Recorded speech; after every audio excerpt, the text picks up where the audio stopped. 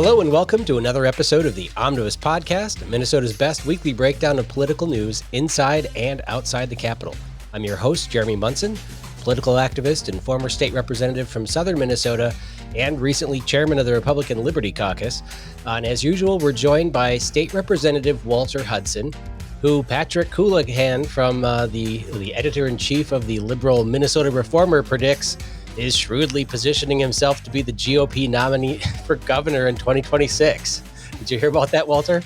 I did. I do appreciate the inclusion of the word shrewdly into his prognostication of what my motivations are. And I find it deeply hilarious that the first and only motive that the mainstream media can come up with for why I would stand up for law enforcement is because I'm eyeing a gubernatorial run. It couldn't possibly be because I actually think what I'm saying is true and I'm fighting on the side of right. But that's what we're dealing with. So that's right.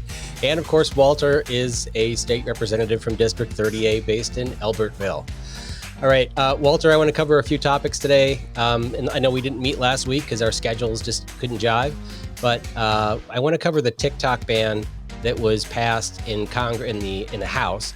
I want to jump into the Otter Tail County grassroots delegate issues and their fight with the establishment, and then cover the elimination or proposed elimination of the personal or religious exemption to vaccines for parents who are putting their kids in childcare.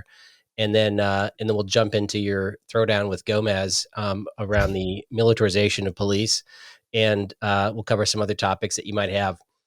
So first of all, the TikTok ban, as it's known in the media, which actually isn't a TikTok ban, it basically it forces the owner of TikTok to not be any portion of Chinese. And it's my understanding that China only owns 1% of TikTok's parent company. China requires a lot of companies to sell the government one share of their stock in order to do business in China so that they have some insight into what's going on in the company. I worked for a international foods grain corporation that does business in China. And we had to give the Chinese government all of the pre-trade communication between our trade desk and buyers all over the world, because that was part of the business and, part of the doing business in China. They get information from Google, from Facebook, from everybody. And I know that they're singling out TikTok because people are upset that their kids are obsessed with this app. But I really see it as an attack on free speech. And many of the conservatives in Congress also took a stand against it, but it still passed the House. Every single Republican congressperson in Minnesota on the Republican side voted for it. I think half the Democrats also voted for it for our Republican congressman. But what are your thoughts, Walter? Well, you have me at a potential severe disadvantage when it comes to operational knowledge of the bill itself, because I have heard a vastly different characterization of what the bill actually does, but have not personally taken a look at the text. So I can't speak authoritatively to what the bill does or does not do. What I have heard is that it is narrowly tailored at preventing the CCP from having undue influence over a social media app that collects information about American citizens for the purposes of various forms of social and political manipulation. The other thing that I'll say is I think so. The whole free speech argument, what I hear in terms of justification for the targeting of TikTok, which I think all sides would agree that's what we're doing. We're targeting TikTok. Is that it is a malevolent tool of foreign espionage that is being utilized to monitor and manipulate American citizens for purposes that are not in the best interests of the United States of America or any of the people living within her jurisdiction. And I would say, like if you just try to apply, and this is the difficulty of the modern age, right? As an aside, it's interesting that the piece of legislation, my name is probably on over 160 different bills at this point in the legislative term. And the one piece of legislation that I have gotten a gazillion media requests about is my bill to deal with neurotechnology and controlling the way in which data derived from neurotechnology is utilized. There's a lot of interest from the media, from the tech media in particular, on that bill. I have not gotten, it's far and away the thing that media is most interested in that I've done. And I think why it's so interesting is because it deals with emerging technology, and it tries to apply concepts that have been longstanding within our legal and political discourse to a scenario that was never envisioned by the founding fathers. Like the founding fathers weren't thinking about chips being put in your brain and reading your mind, right? But the principles that they articulated, such as you shall be secure in your papers and effects from unreasonable search and seizure, those principles can be applied to this new technology. And I think, in a similar sense, when we look at free speech and the emergence of the internet and technologies and apps like TikTok, we have a task before us to try to apply the concept of free speech and balance it out with the idea that there are malevolent foreign actors who are trying to, frankly, harm us in various ways. And would we tolerate, if you wind the clock back to like World War II, if we were to discover that Nazi Germany was somehow misappropriating or misusing our capitalist system to engage in subversive activities that resulted in foreign espionage and the influence of our population to do things that they want us to do as opposed to what our values prescribe, we wouldn't allow that. We probably wouldn't say, well, the First Amendment covers Nazis trying to manipulate us from Germany. And in a similar sense, I feel as though there is a legitimate principle here in terms of trying to prevent the CCP from manipulating and harming American citizens. The devil is very much in the details of what this bill actually does, and I've heard such vastly conflicting reports that I can't tell you who's Well, right and who's wrong. as you and I both know, and when tempers get hot and people get emotional, the legislation uh, tends to end up being vague, but there's legislative intent there. The Congress definitely wants to ban TikTok. It is about TikTok, but the way that the bill is written, it says, I'll read, what it doesn't say TikTok in the bill. It says foreign adversary controlled application. That's what it defines this as. And it says the term foreign adversary controlled application means a website, a desktop application, a mobile application, or augmented or immersive technology application that is operated directly or indirectly, including through a parent company, a subsidiary, or affiliate by a foreign government. And so the way that that's written, it could be a website, and when it talks about just directly or indirectly, and it doesn't say it has to be owned by, it's influenced. And so it's a percent ownership. Well, just about every corporation in the world that's publicly traded is owned a certain percentage by foreign governments, foreigners, right? People, bad actors, they can buy stock, right? Osama bin Laden bought tons of airline stocks before 9/11 or shorted them. So like, how do we know what's controlled by China? And this could be, Fox News. What's next? Twitter? If it was, taken public again, who knows? And so this can be used in any manner by the government. It's been compared to the Patriot Act. Something happens that's bad, and this wasn't even like a war or terrorists taking it over. It's just generally understood that Chinese owned applications, they snoop and steal our data. Well, you know what? So does the government. So does our government. So does the TSA. You don't think that they're, have massive data centers that are harvesting information? They're using it against us too. They've weaponized the IRS. And so I don't think that we should be allowing our government to shut down, privately owned companies because some of the data is being sold overseas. If parents don't like their kids on TikTok, they can ban their kids from using TikTok. And I know kids go absolutely, bonkers when they get their phones taken away, but parents need to parent. Yeah, I mean, this is something that I struggle with. I really do, because consent. When you talk about the individual responsibility or the individual right to engage in something like parenting, those decisions are predicated upon informed consent, right? And so, how many people actually understand the degree to which TikTok is not the same thing as Facebook or Twitter? That you're actually opening your child's entire life up to the consumption and manipulation of the Communist Party of the People's Republic of China.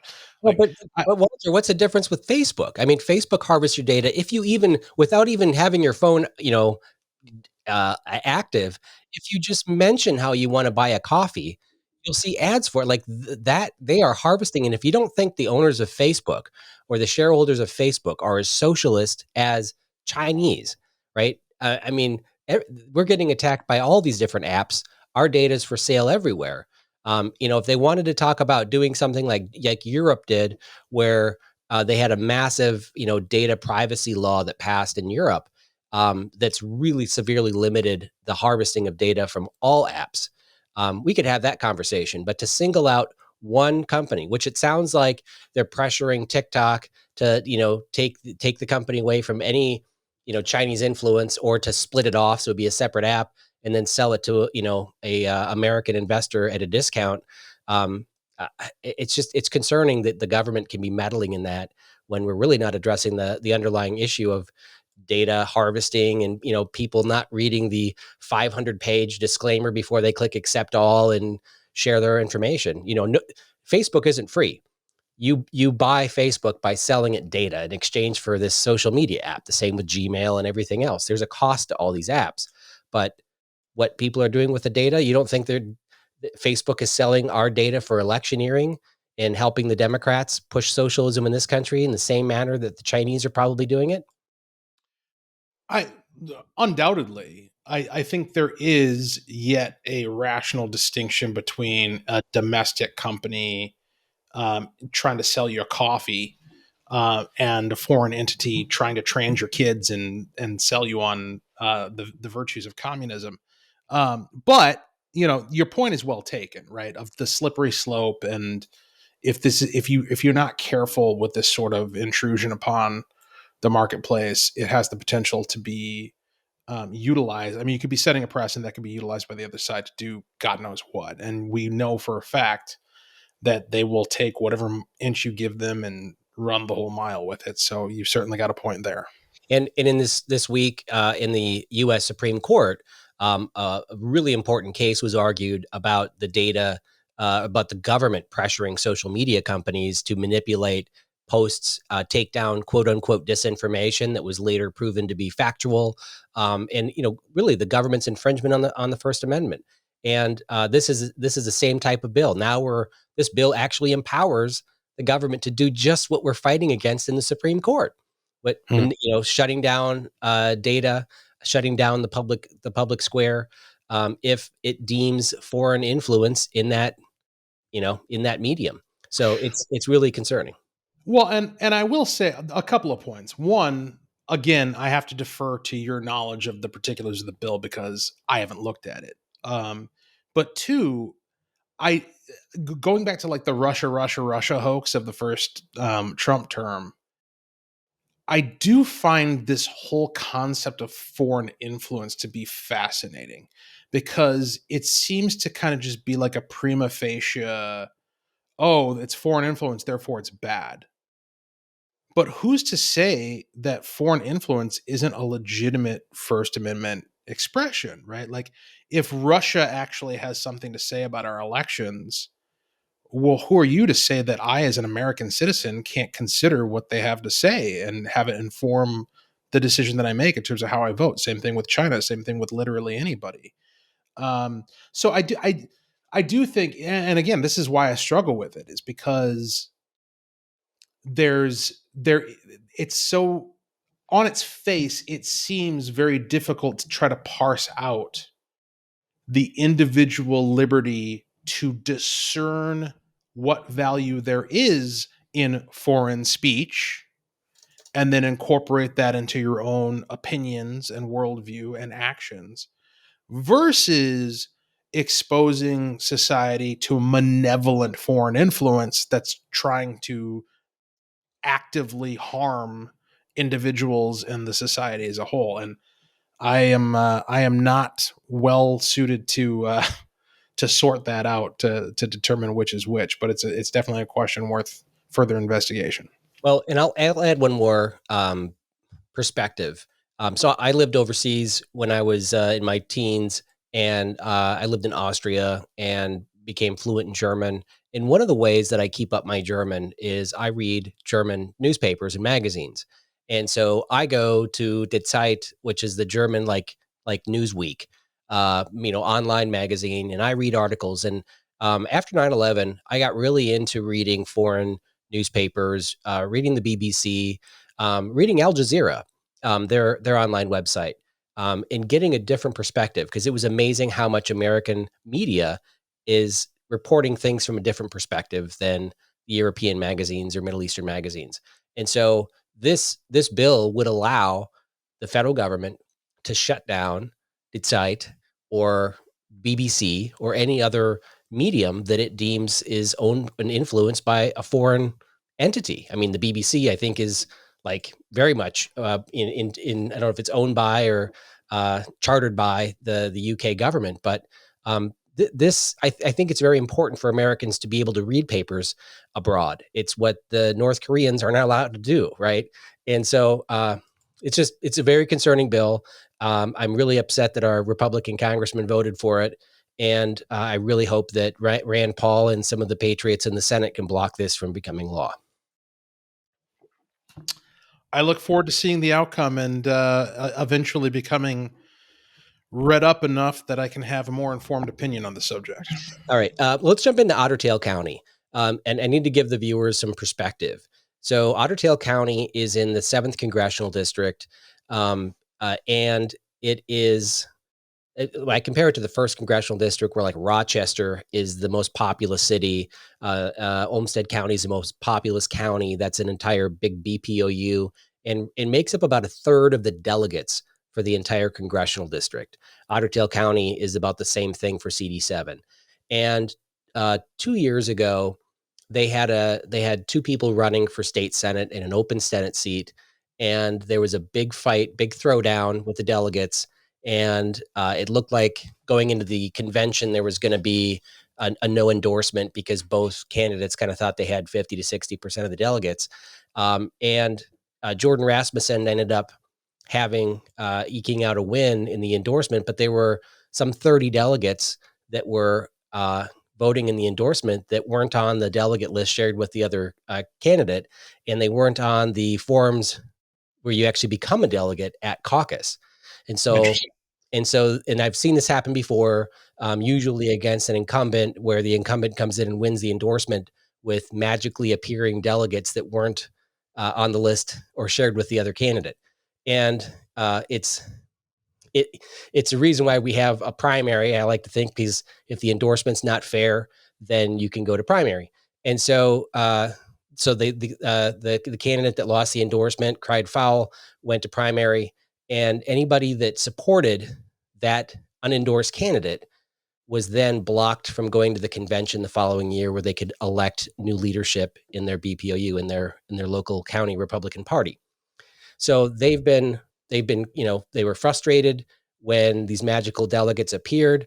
They asked the state party to do an audit of the caucus from 2022 to challenge all these candidates, all of these delegates. The party chair Han didn't do an audit and refused to get involved. And so in the next year, when they went back to reelect new leadership, they actually physically locked them out of the room and called the police.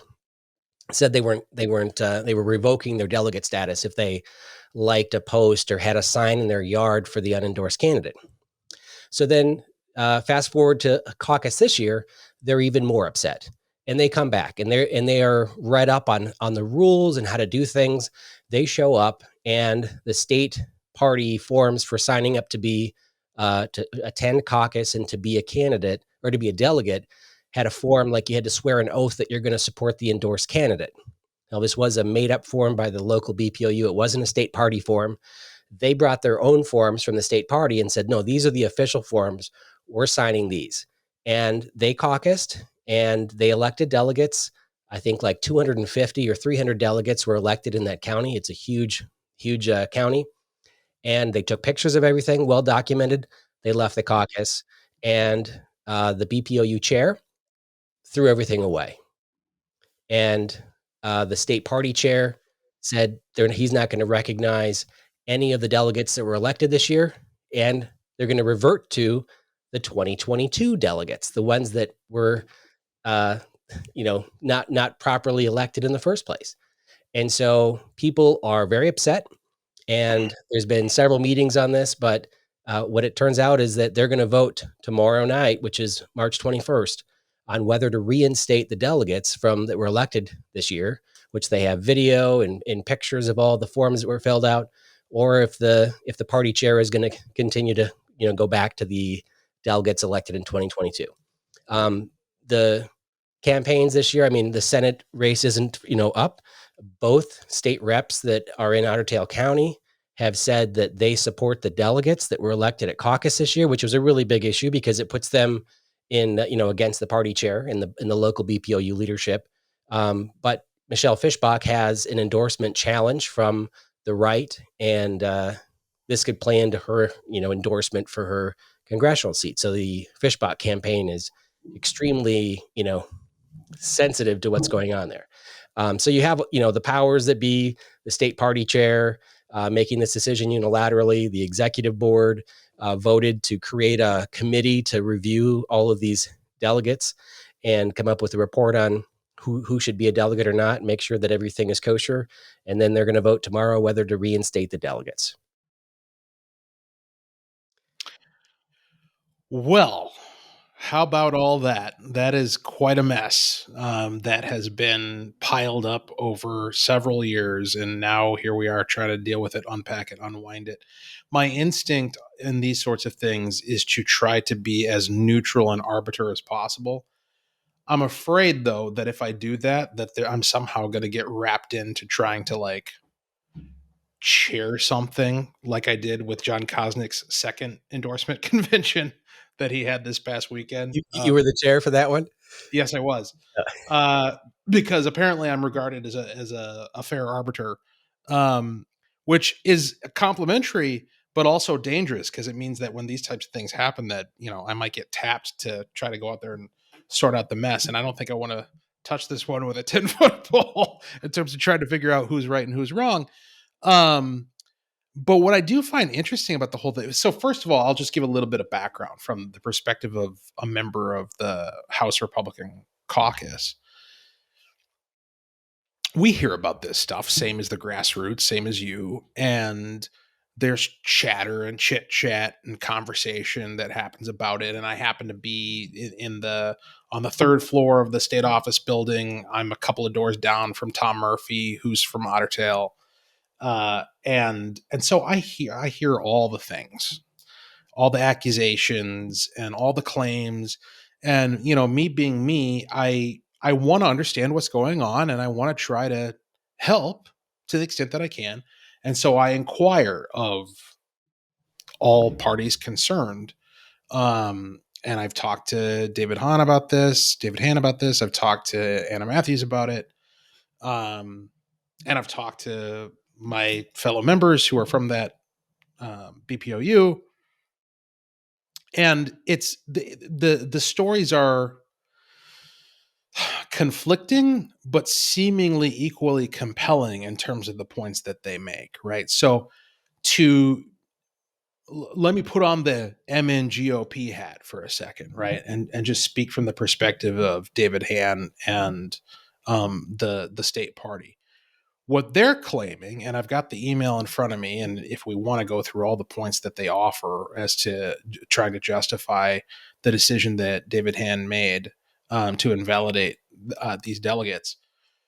Their claim is that no legitimate election took place at caucuses this year, and the summary justification for that is that it wasn't properly documented. I mean, and you bring up the fact that there were like people showing up with their own like homemade registration forms, apparently saying, no, we're going to reject the state party's forms. We're going to use our forms. Those are the better forms. And there apparently were all sorts of discrepancies regarding like timing. According to state law, your elections have to take place by, I believe, caucuses convene at 6 p.m. and they have to take place within 1 hour of that convening. So that would be 7 p.m. And according to a lot of the documentation, at least that's the claim of the state party, a lot of these elections were certified after that 1 hour time frame. You had the same convener and secretary listed for multiple precincts. The sense seems to be that the precincts themselves or the caucuses themselves were convened in such a manner that it was just really sloppy. Like you had a whole bunch of precincts that were all in the same room and they're all arguing with each other and they're all trying to fight against the guy who's convening it. And he's resisting their efforts to fight him, and just a huge mess. And my sense is, and I'm saying this knowing I could be wrong, but my sense is that this is a self-inflicted wound, potentially from all sides, because the best way, in order for our caucuses to function properly, they need to be properly decentralized. You need to have conveners for each precinct. The precincts need to be able to operate independently. They need to do so according to both state law and the rules of the party. They should use the materials that are provided by the state party. They should convene on time, operate on time, have proper documentation. All of that. I mean, every other precinct in the state did it, right? Like every No, other BPOU. that's not true. I mean, what I understand happened is that they all gathered, like most of us in rural Minnesota, we gather in a large room so that the BPOU chair can kind of introduce everybody, let the legislators come up and give an update, maybe read some letters from Nikki Haley or Trump or whatever, and then we break into smaller rooms. But those rooms aren't by precinct, because like in my township, Lincoln Township, is my precinct, 36 square miles. One person showed up, right? Me. I'm the only person. So I'm not going to go in a room. I mean, I get a By packet. yourself. I Yeah. open it up. There's a script to convene the caucus, but Right. I'm not. I mean, not the caucus convener. We have one person that we had 9 precincts in a room, but there was only 5 of us there. So there were precincts that didn't have any people show up, and we have one person who's not even from any of those precincts be the caucus convener for this room. And then we have to fill out the forms. We have to elect a precinct chair. It was me. I could elect a secretary, also me, and then I signed the form. So a lot of these people were sitting at a table with 2 or 3 other people for their precinct, and out of the 2 or 3 other people, they got to elect maybe 2 delegates, 2 alternates, and they could fill in, a name of somebody that wasn't there to be another alternate or their spouse or something. That's typically how it happens. They didn't break into a smaller room this year because they said the BPOU chair was wanting to like rush through everything and didn't break into other rooms. But, so he was the convener for all the precincts. And, people had to fill out the forms and, I mean, maybe it was a little chaos, but the bottom line is you're talking about 3 or 4 people in a precinct. 2 of them were delegates, 2 of them were alternates. I don't think there was a fight. It's basically anybody that showed up that night should be involved in the party as a delegate, as an alternate, or, something. And they're not arguing about that. They're just saying they're going to throw out all the work of everybody that showed up. And some people were showing up for the very first time to get involved in the politics. And this is their experience. And so it's really, putting a sour taste in their mouth. That's not what we should be doing. Yeah, I mean, don't get me wrong. It is a disaster from a local political engagement perspective. I mean, the idea that people showed up with the intention to be involved in the party, and that they're well. Because listen, I'll take you back to when I first got involved, back in the Tea Party days. I believe it was when I was living in Plymouth, and Noran Dillon was running for state senate. She's now, by the way, is staff on Fishbach's team, just as an aside. But back in those days, she was a rip roaring Ron Paul libertarian, like gung ho, and really articulate about it, like a smart libertarian operator.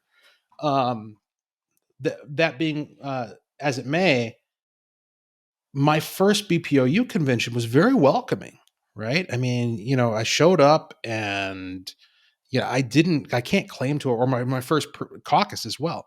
I can't claim to have understood everything that was happening. I don't think anybody who shows up for the first time does.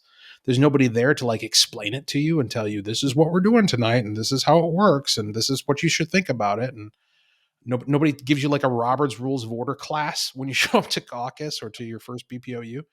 But it wasn't hostile.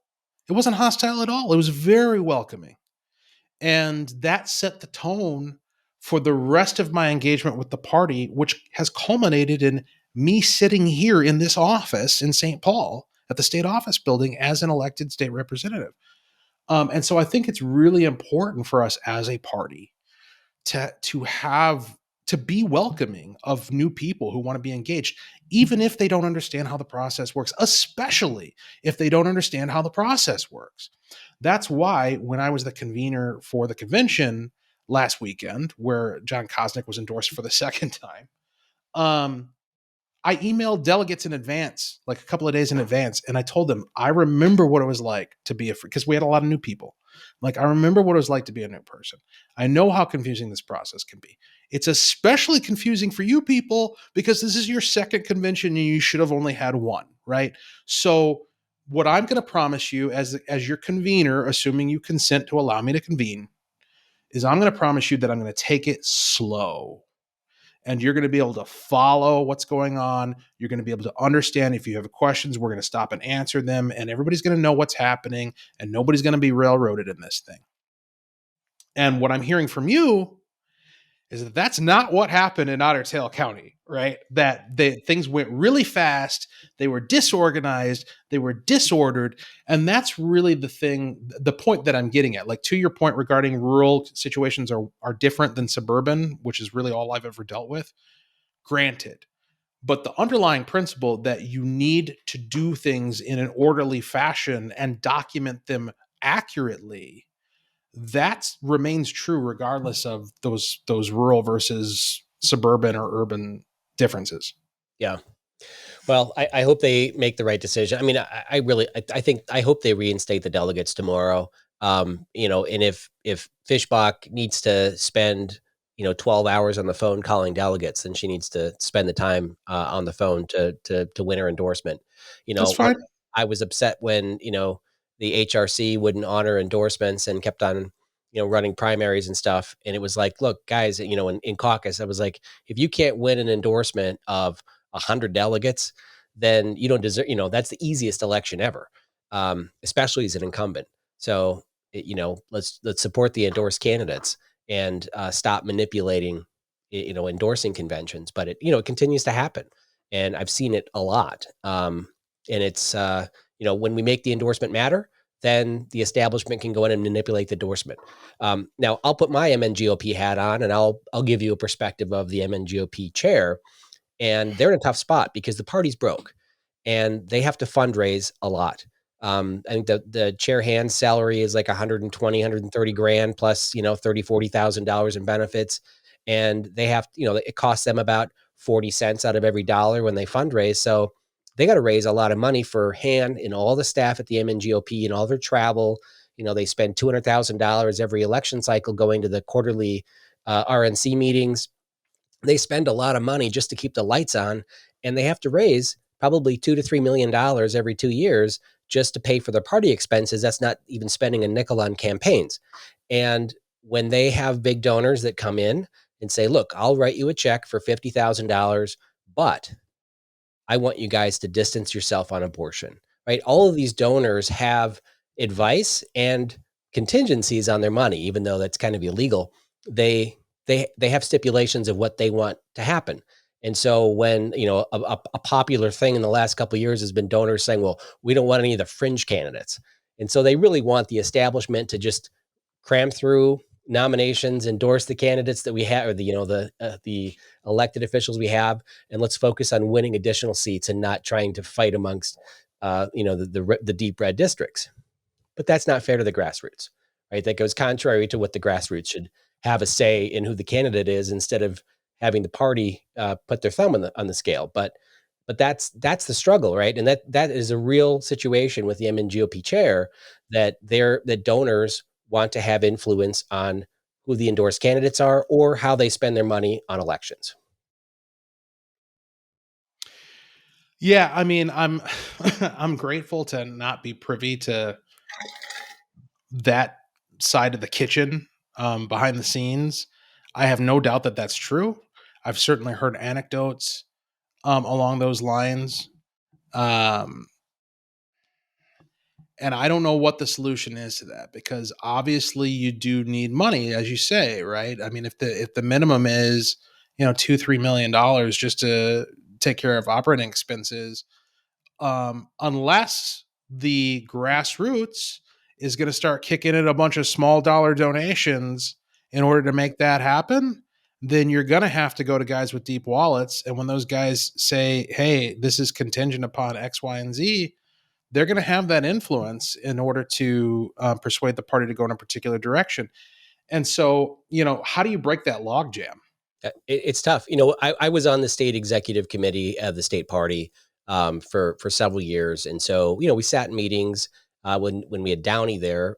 Still, we'd actually talk about the finances, talk about how much it costs to fundraise. If you've ever received a phone call from the telemarketers from the MNGOP, like the MNGOP, depending on how much money they raise, they might spend 40 to when Carnahan was chair, sometimes almost 80% of every dollar raised goes to the telemarketers. I don't give to the MNGOP. I give to candidates directly because I know how the money from the MNGOP is spent. And until they can prove that they're fighting for the principles that I believe in, I'm not going to give to them. And that's where they're stuck, right? Rick Rice was really good at working at grassroots, $50 a month donations from people and trying to build that up. But when they started spending money not spending money, but refusing to help endorse candidates, Carnahan shut off my data access when I was an endorsed candidate. When I had a primary challenger, it handed it to like 4 or 6 people this last election. When you start doing that, then the grassroots stop giving. So Yeah. it's tough for them. Well, Well, and listen, let me say something that is probably going to be difficult for our audience to hear. Because like I say, like my heart is with the grassroots. My heart is with the first time delegate, the person who's just getting involved and doesn't know what Robert's Rules of Order are. And because to me, like that's the future of the party, right? Like that person who's coming in is the person who, if they're treated right and if they're inspired, is going to be with us for decades to come and is going to be making a difference and winning elections and what have you. The problem is, as I intimated previously, political influence comes in two forms, and to my knowledge, only two. One is money. The other is a demonstrable capacity to put ballots in boxes. So, it's time or treasure, right? Like you have to the biggest complaint, and I'll give you a little insight, I'll give you a little behind the scenes look of what it's like, and you know what I'm talking about. This ain't going to be a surprise to you, Jeremy Munson. The chitter chatter around these walls about grassroots activists is a whole lot of exasperation. Why? Well, because you guys got a lot of opinions and you feel really strong about them. But when we need contributions, nowhere to be found. When we need somebody to march in a parade, nowhere to be found. When we need somebody to door knock, nowhere to be found.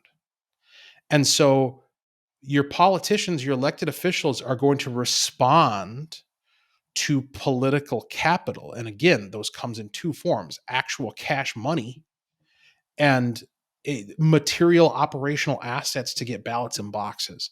And so I think this is what's going on here is, and I hate to, I mean, it sounds like a cop out to say a pox on both their houses, but there is wide shared responsibility here. Like the establishment way of doing things, where we're just treading under the grassroots and not paying attention to what they think about anything and treating them like they're rubes who don't know what they're talking about. That of course is never going to get you anywhere, and we've got the receipts to prove it. On the flip side, expecting things to change without being willing to ante up and kick in, either financially or with your time and your effort, is not going to result in victory. And we got the receipts to prove that too. So I think that regardless of where you are on the spectrum of stakeholders within the Republican Party, you got to check yourself, because we've wrecked ourselves. Like, this is not functional. We're not winning elections. We've lost everything in this state. And we're not going to regain it by doing the same damn thing we've been doing for the past 10 years. We got to rethink it. We got to rethink. And I think the place to start rethinking it is with our relationships with each other. There are a lot of folks who our audience would regard as the establishment, who legitimately do have a piss poor, condescending attitude towards the grassroots. They don't like you. They think you're wrong about the things you believe, and that you're politically incompetent and shouldn't be entrusted with the ability to choose a candidate. That's real. There are people who believe that, and they have positions of authority and power. Um, but it's also true that the grassroots could be a little reckless, right? In terms of just wanting to burn everything down and not really having a vision for how we're going to get from where we're at to securing victory. And so both of those sides need to swallow their pride and figure out a way to bridge the gap, if we ever want to build an organization that's going to be capable of actually taking political ground in the state of Minnesota. Yeah. Well, I want to just continue with that thought, because one of the things that comes up a lot is candidate selection.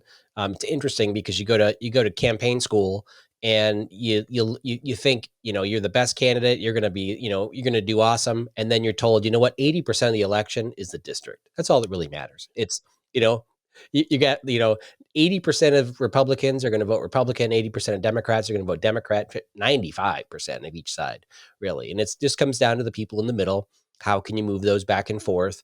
And for most districts, if you can get 80% of the Republicans to vote for you, you've got 70% of the electorate, because they're red districts or blue districts, or you're not going to stand a chance. When it comes to swing districts, that's where candidate selection can matter. And we get criticized a lot, people on my side of the political spectrum, for being too conservative for some districts. But the libertarian bend means that it actually, like, I think that Republicans that are, what a lot of people call rhinos or establishment Republicans, are big government, like they spend a lot. And that is their key to reach across the aisle and get the independent and the moderate votes, by spending a lot, supporting always bonding projects and subsidies for this or that, or building a museum to the Jolly Green Giant or whatever. That's a way for them to reach across the aisle and get moderates. But it's also possible to reach across the aisle with policies that support civil liberties, right? So you could have a very conservative, a fiscal conservative, who's also moderate on civil liberties issues and judicial reform, or marijuana, decriminalization, things like that. That speaks to the people in the middle as well. And there's candidate, my former legislative assistant Grayson McNew won the endorsement down in Hastings area, and he was criticized in the whatever, the Minnesota Reformer, the same paper that wrote about you, as being some like hardcore right winger. Well, Grayson's very much libertarian leaning conservative. He's a constitutional conservative. And it's hard to argue with someone who wants to just follow the Constitution in their legislative thought, right? They don't have this extreme agenda except to follow the Constitution. And I think that people underestimate how much someone like Grayson can work with people in the middle and the moderates, because right now, freedom of speech, civil liberties, that's really important to a lot of people in the middle, especially younger, the younger crowd. And I think he's going to do great in his race. But there's a fear that he won the endorsement, that the HRC, your caucus, is going to run someone against him in a primary, right? Even though there's nobody in that seat, right? The current rep retired. But here, if Kurt Doubt was in your caucus, I know for sure that they'd be picking someone to run. Now Kurt Doubt isn't running the HRCC. I think Heinzman is, or somebody else is running that. But I fear that you guys are going to do that again, and it's going to turn into another Tony Jurgens, where we can throw the entire chance of a majority because the caucus is trying to choose candidates. There's another one in St. Cloud, I think. Is it the endorsed candidate, or they haven't had the convention yet? But the grassroots are supporting someone, and the establishment supporting a different person. And whoever wins the endorsement, we should just stick with it and not try to, in these swing districts, especially. So this is going to be a minefield for me to try to navigate, because as a member of the caucus, I have certain obligations in terms of not disclosing strategy. And I don't want to infer from saying that I'm like in the know. Like they're not running their plan past me. Okay. Like that is not happening. But I am privy to certain things. And I have a responsibility to not betray confidences. That said, my perspective on the HRCC has shifted since I got elected. And not like aggressively. I feel like it's just like the lens has been turned a little bit and it's become more clear. Because I came in here like part of the freshman class, two of my fellow members, Pam Altendorf and Mike Weiner, Yeah, were both they had the HRCC running primary challenges against them, even though they had the endorsement, just like yes. just like me. And I was welcomed with open arms for whatever reason. Like I guess they figured it wasn't worth their time to try to, put down this raucous flamethrower candidate from Wright County. They figured that's gonna it's a 65-35 district. What are you gonna do? And so my experience with the caucus was very welcoming and very supportive, and Kurt was great to me personally. And it was such a contrast to what I'd heard from you and what I'd heard from other people about what the caucus is like and what Kurt is like. But when we got elected and we actually started commingle, and I'm meeting Mike Weiner and I'm meeting Pam Altendorf, they were pissed. Like they were like, Yep. understandably, really upset, because they had to fight tooth and nail to get here, and they were fighting against the very people who are now telling them, "Oh, we're one big happy family, Yeah. and we're all." To put it in perspective, I got up here, I ran into a lot of door knockers that were door knocking for my primary opponent when I was the endorsed candidate. And it turns out there was like half of the staff of the HRC you know, paid for by the taxpayers were, taking vacation time to go out and door knock against me, including probably 7 or 8 sitting legislators were door knocking against me. And so I get up there and, I had a lot of staff come up to me and say, hey, I'm really sorry, but, we were told we had to do this. But yeah, you immediately destroy trust. You come from that place where they're all against you. And, every time I wanted to get, and we were in the majority, we had the majority of the House and the Senate. I introduce a bill, I would try to get a hearing, wouldn't get it. My Senate companion that had the bill, Michelle Benson, she wanted to get it, it was going to pass and get Governor Dayton to sign it into law. I was told, she asked, Kurt to shake it loose from an omnibus bill that it was rolled into. It was like, oh no, we can't give Munson a win. Like it was nonstop because they were going to primary me again the next term. But it is really, from Pam's perspective and everything, it's really hard when everybody's against you to get up into St. Paul and just be one happy family. Well, and that's just it. Is I come in, happy as a clam, first day of school, just happy to be here, And I'm sitting here talking to, because, like me, Pam, and Mike, we're like cut from the same cloth ideologically, philosophically. And I'm thinking, like, the, why is your experience so contentious and negative versus my experience being positive and productive? And that led to a lot of internal conversations, because we, as you know, we had a pretty big freshman class. And the consensus, as I saw it from those conversations, was we're not going to do this anymore. Especially with the change in leadership once Lisa Damath took over.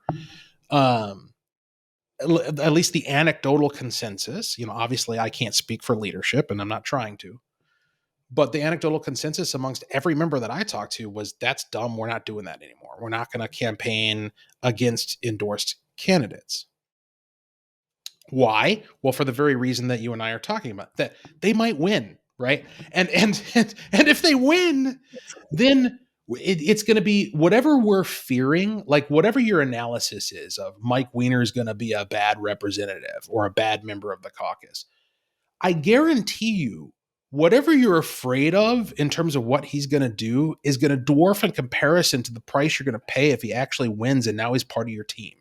Because Yes. that's what we've been dealing with him and with Pam, is it has taken them a year to get comfortable and to stop looking over their shoulder and being skittish.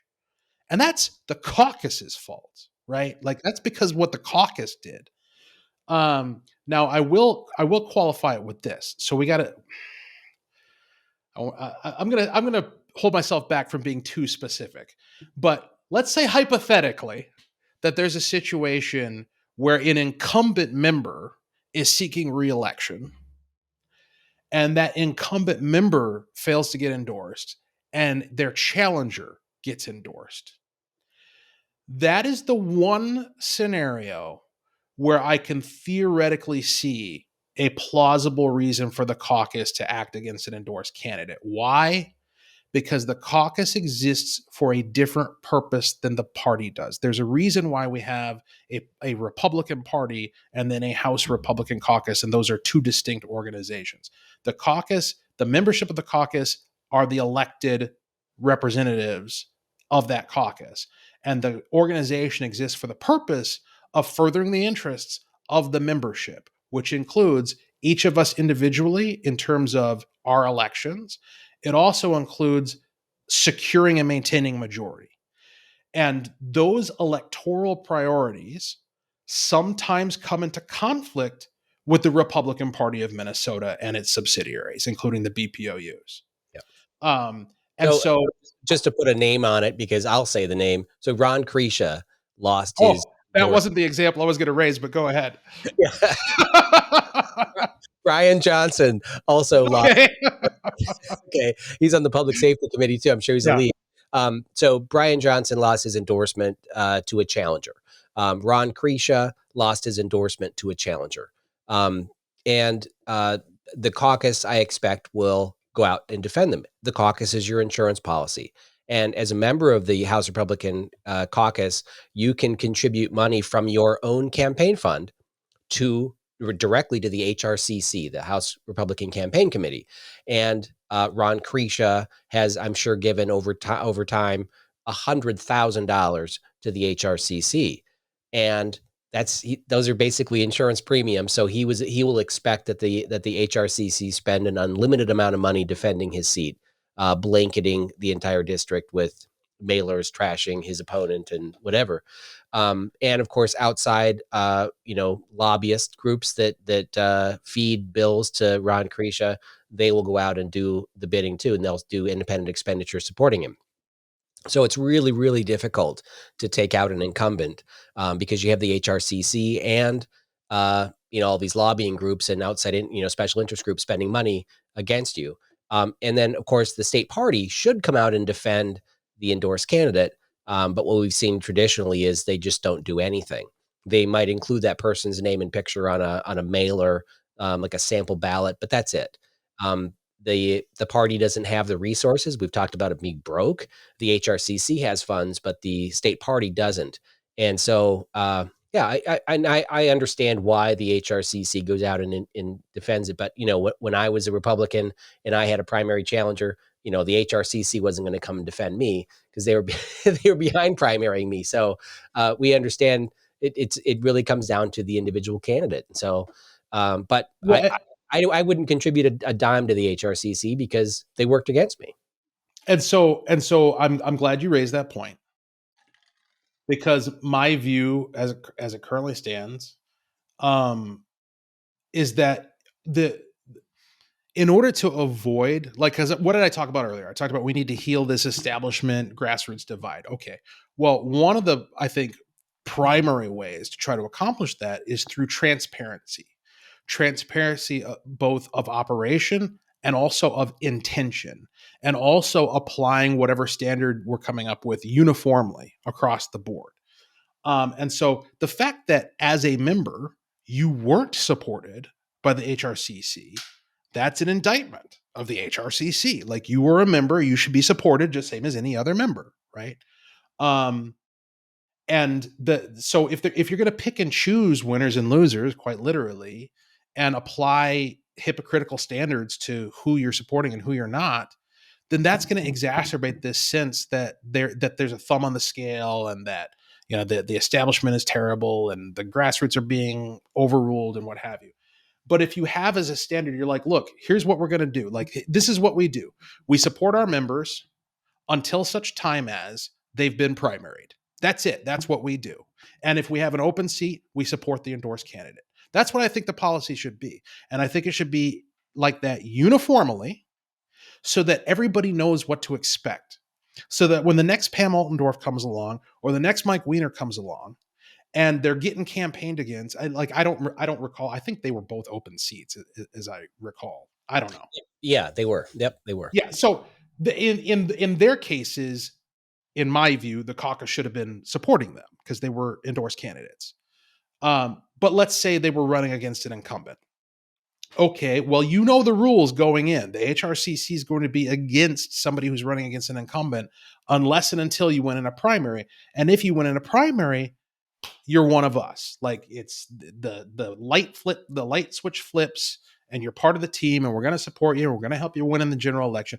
And if you might not like the fact that you're being campaigned against up until the primary, but if you know the rule, that those are the rules and that that's how it works, and you can count on the fact that if you prevail, you will become part of the fold, then at the very least, there'll be some sense of fairness, as opposed to what has prevailed in recent years, which is people feeling like they can't trust their team, right?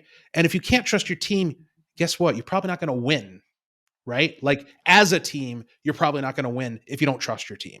And so Yeah. this is what we're trying to get after is let's figure out ways to get the team to trust each other, so that even though sometimes we're going to be fighting for endorsements, we're going to be fighting in primaries, that at the end of the day, we know that we're all ultimately on the team trying to defeat the Democrats and trying to advance conservative principles through public policy.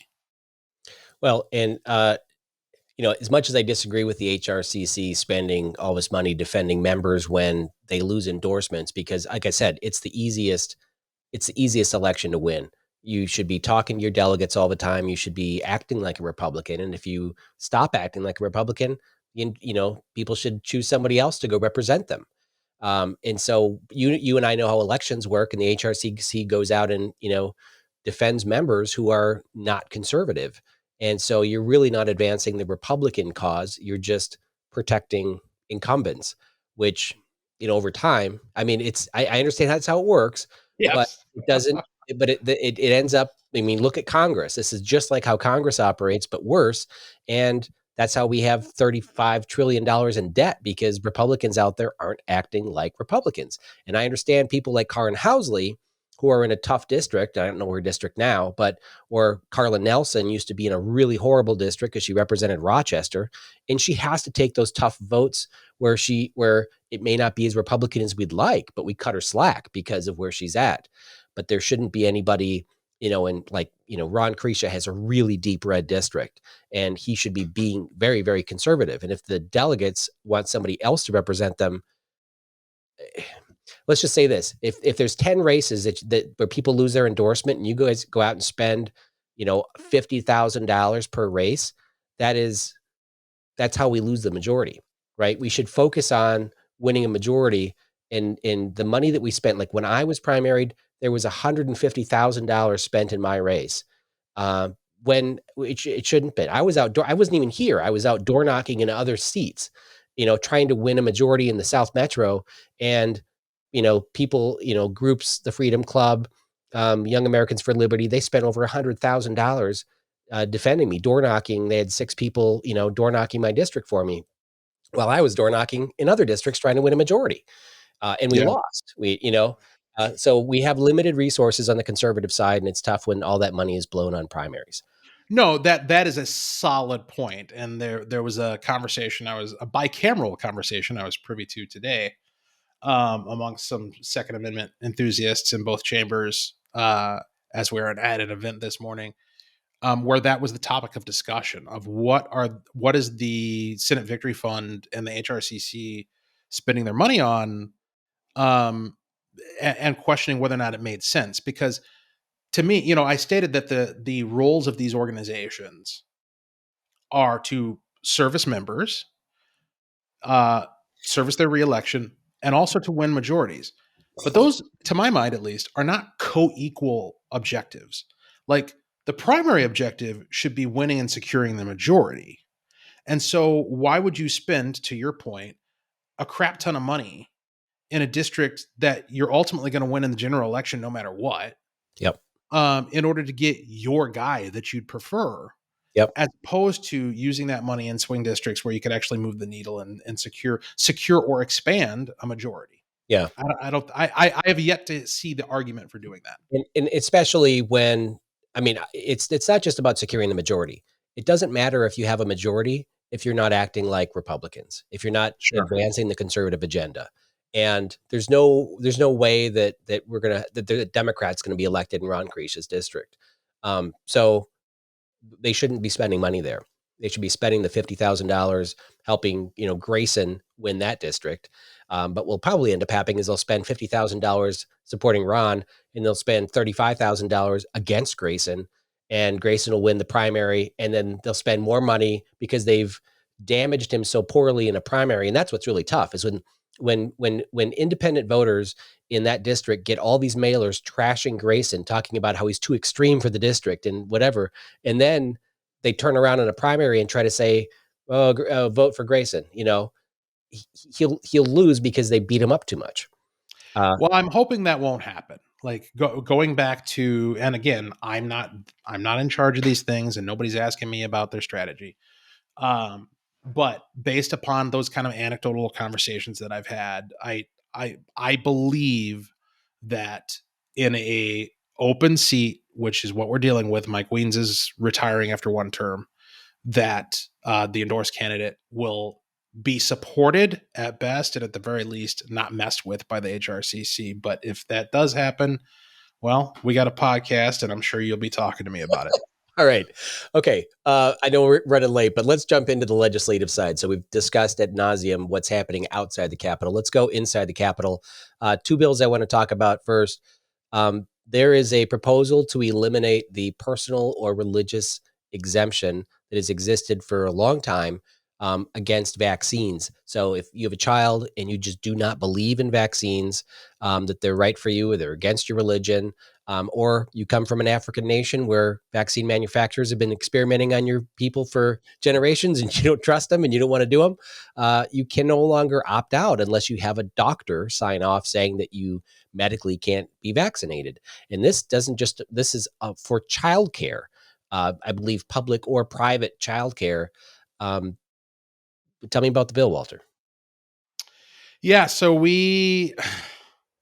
this was part of the very challenging day I had yesterday here at the Capitol. I woke up to discovering that the Senate Judiciary Committee had doubled down on the cancellation of the First Amendment and the denial of Minnesotans' religious liberty. That's a topic we might get into some other time.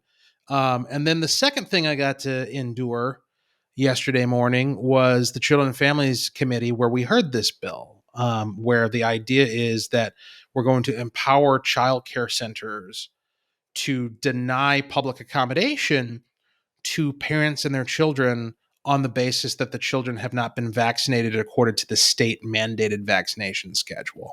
Yeah, we're not talking about COVID. We're talking No. about all vaccinations. And it used to be, for a lot of people in their 40s and 50s, you're thinking, well, what is it, like mumps, measles, whatever. It's like 79 vaccinations your child gets before the age of 12. It is a lot of vaccinations. Right. And many that you may not agree with, many that you want to just change the schedule and, delay it over certain, whatever time. But if you don't meet that schedule, your child can't be in childcare.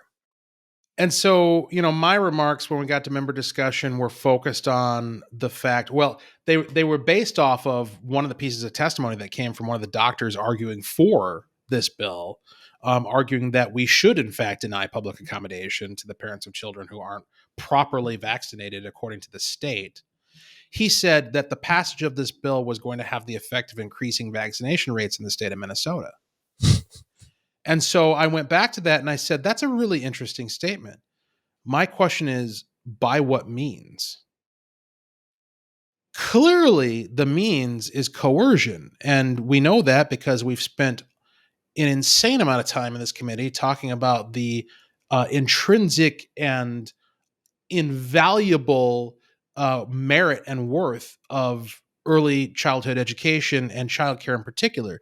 I mean, we've spent no shortage of time considering and passing along bills that empower parents, quote unquote, to access childcare. And there's been no shortage of presentations from state agencies and from testifiers and from pediatricians and experts talking about how vitally important it is, not just to the child, but to the parent and indeed to our society and the economy. Like every dollar that's spent in childcare is going to be so deeply impactful that as a state, we're going to reap sevenfold in terms of economic value into the future.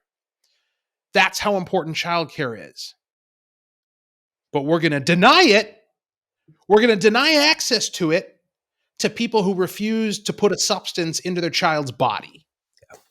There's a word for that, and the word is coercion. That's what you're doing here. You are taking something of, by your own admission, something of tremendous value to the parent and their child, and you are holding it hostage for the purpose of, according to your testifier, coercing them into making a medical decision about what they put in their body based not upon their medical judgment of whether or not it's good for them or bad for them, healthy or unhealthy, but based upon the desperation that you've artificially created to force them into making that decision. That's evil. Yeah. In my view, that's evil. Well, before COVID, when I came into the legislature 3 years before COVID, 4 years or 2 years before COVID, I learned a lot about vaccines. I was on the health committee. I've been vaccinated. My kids are vaccinated against certain things, maybe not on the perfect schedule, but I think that some of them add a lot of value. But what was interesting is I started talking with and meeting with people who were injured by vaccines. It's rare, but it happens. And Yes. so you meet children that have been paralyzed or severely damaged from a vaccine, and then when you hear people talk about vaccines being safe, you look up the definition of safe. What does it mean? It means free from danger or injury, undamaged, unhurt, right? Or not exposed to the threat of danger or harm. Those are the definitions. Well, there is a risk of being harmed. Like it isn't by definition safe. It is relatively safe. It is statistically fairly safe, right? But it is not safe. And so when they always, well, it's safe and effective. Well, it it isn't. That's just a bad word to use, because you look at all the injured people, and it might be 1 in 100, might be 1 in 1,000, might be 1 in 10,000, but it happens. And where there's risk, there has to be a choice. You can't force someone to be vaccinated against their will.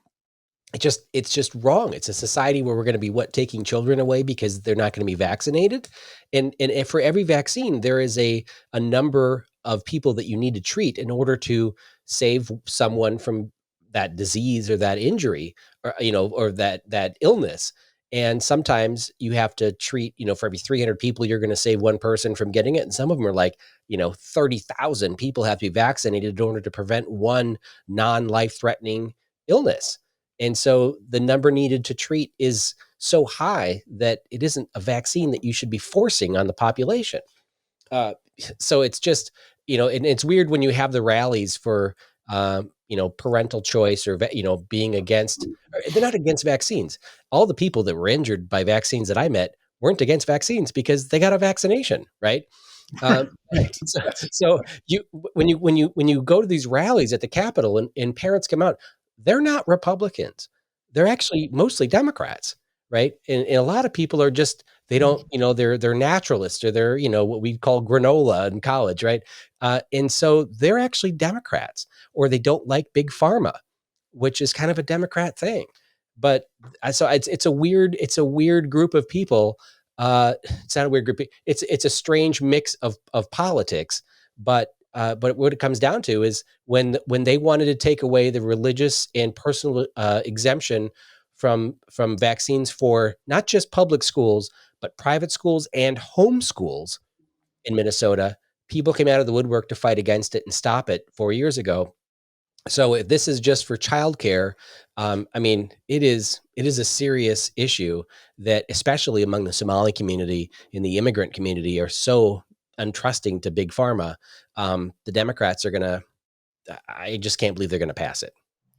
Yeah. So 3 points coming out of that. One, not only are vaccines not safe according to the definition of safety that you provided, their lack of safety is completely unmitigated. So most risk assumption in our society is mitigated to a large degree by liability, right? So yes, when I get in a car and I go down the street, I'm assuming a risk that I might get into a car accident and sustain injury or damage to my vehicle. But that risk is mitigated by the laws that we have to ensure safety and the requirement to have insurance and various other factors that mean that in the event that I actually do endure some sort of harm, I will have recourse to be made whole to some degree, if not entirely. And that, of course, should be the proper goal. In the case of vaccines, there's no safety mitigation whatsoever. The companies that produce these products are completely immune to any sort of civil action. So all of these folks who you're meeting at these rallies, who either they themselves or some member of their family has sustained a vaccine injury, they have no recourse for being made whole. They can't sue the person whose product damaged them, hurt them, adversely affected their life. That's huge. So not only are you saying we're going to force you to assume this risk, we're saying we're going to force you to assume a particular risk for which there is no recourse in the event that you're one of the few who are in fact harmed. That again is absolutely vile. The other thing you mentioned, Hey, let me big just interject on yeah, that. So, you're right. The vaccines manufacturers were given blanket immunity by Congress back in the '80s, but in doing so, they created what's called the vaccine court, which is in a fund that is they tax every vaccine dose 50 cents, put it in the fund, and then pay out for injuries. And that fund was almost immediately depleted, and so they wanted to put more money in the fund, but they decided it was better to just deny injuries. So children can't get any money compensation for being injured. And they started removing all of these, adverse side effects and things. And so that very, very limited to who can get injured, compensated out of that fund. And then, of course, after COVID, where the number of reported injuries has shot through the roof, they're just not going to pay out anybody. But so the vaccine court, there's a great book called The Vaccine Court on that subject, if anybody wants to go and read it. But there technically is a way for them to be compensated, but it's so convoluted and they deny everything. And so they really don't have immunity. And so I introduced a bill that would authorize people to be able to sue vaccine manufacturers. That's all you're asking for was liability. And it's not like, they removed liability because people were making, these vaccines that are like, 50 cents a piece or $1 a piece.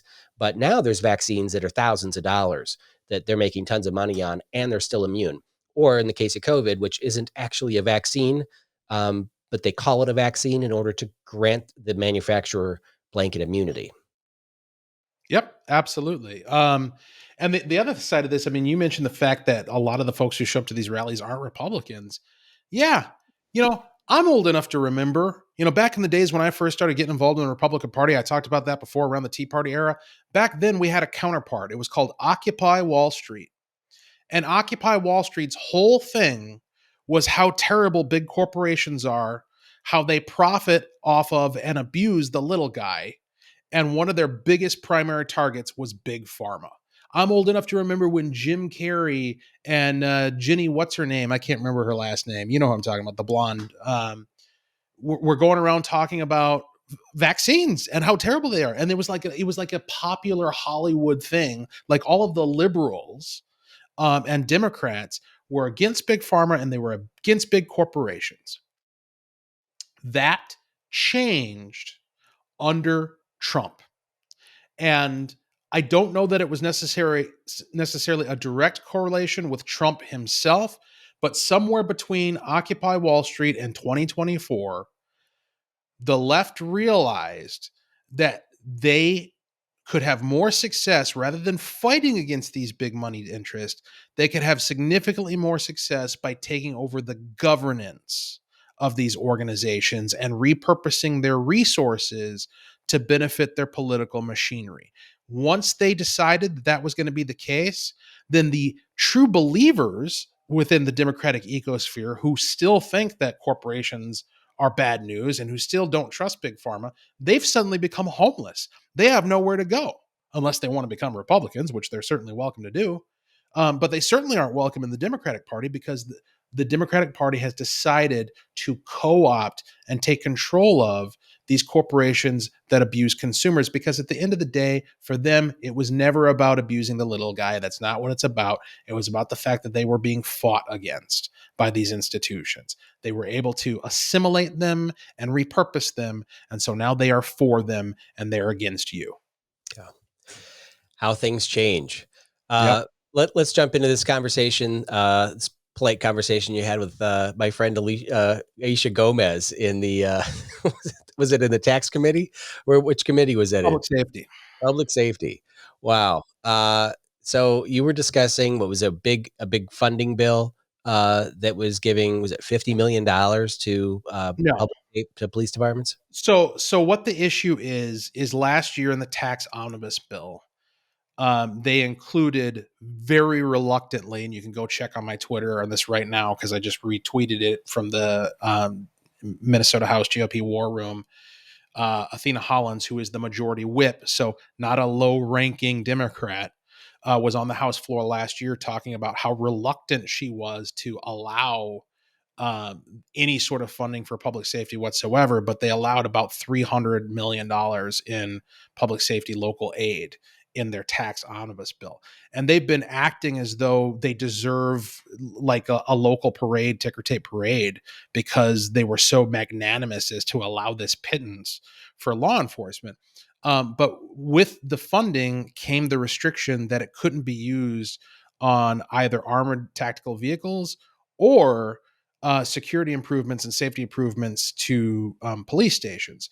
And so we had an urgency that was declared, I believe it was on Monday, where Paul Novotny sought, because Gomez has, well, I forget exactly what the technical circumstances are. It doesn't matter.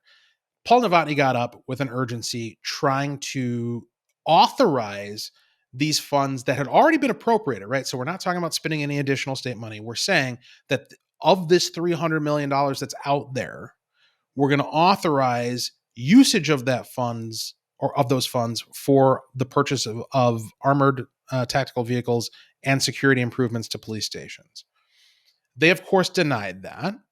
And their reasoning, to the extent that they offered any, was utter nonsense, completely convoluted. And Gomez herself was like the chief lunatic in trying to articulate it, claiming that, oh, police departments don't want this. I haven't heard from any police department telling me that they want to spend the money this way. The grant that we gave is we're so magnanimous for having given it in the first place. Oh, aren't we special? And the grant is extremely permissive. You can buy in all sorts of other things. And she starts listing off things like retention bonuses and violence interrupters and all of this nonsense. And so she did that same play in Public Safety Committee. Now, mind you, just for a little personal context, this was after, as I stated, I woke up to the Senate Judiciary Committee doubling down on the cancellation of the First Amendment, and then sitting through 45 minutes of Democrats mocking, ridiculing, audibly scoffing, and guffawing at testifiers who came begging to have public accommodation in childcare, regardless of the medical status of their children. So I'm in a real great mood walking into public safety because Democrats are just crapping all over Minnesota.